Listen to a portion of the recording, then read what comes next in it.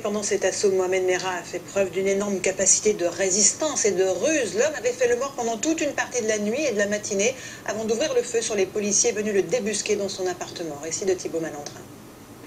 11h27, quartier de la Côte-Pavée. Depuis quelques minutes, des rumeurs évoquent un assaut imminent dans l'appartement de Mohamed Merah. Quand tout à coup...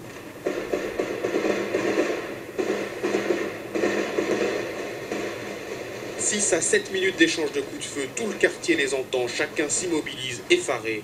L'assaut a en réalité commencé 1 heure plus tôt. Les derniers contacts avec Mohamed Merah remontent à la veille, à 22h45. Il indique au négociateur du RAID qu'il veut mourir en moudjahid, qu'il refuse d'être jugé et qu'il ne peut supporter l'idée de finir sa vie en prison.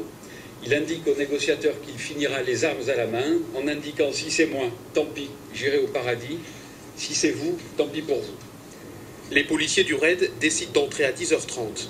Ne donnant plus de signe de vie, il était évident qu'il faut aller voir dans l'appartement ce qui se passe. Néanmoins, on ne sait pas ce qui se passe préalablement et ce qu'on va trouver, donc on a réuni toutes les conditions pour que ce soit le mieux possible et que, éventuellement, on puisse le neutraliser et le sortir.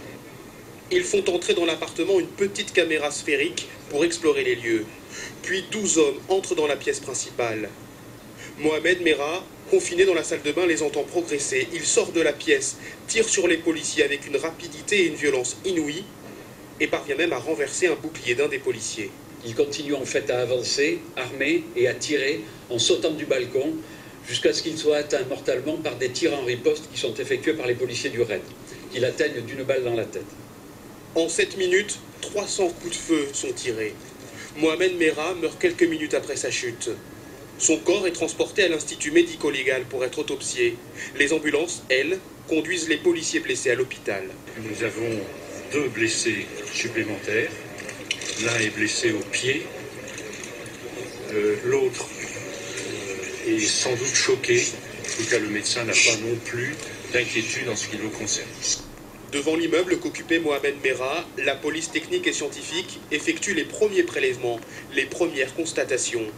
Petit à petit, les accès au quartier sont rouverts aux riverains. La fin d'un siège quasi inédit dans l'histoire du RAID, qui aura duré 32 heures.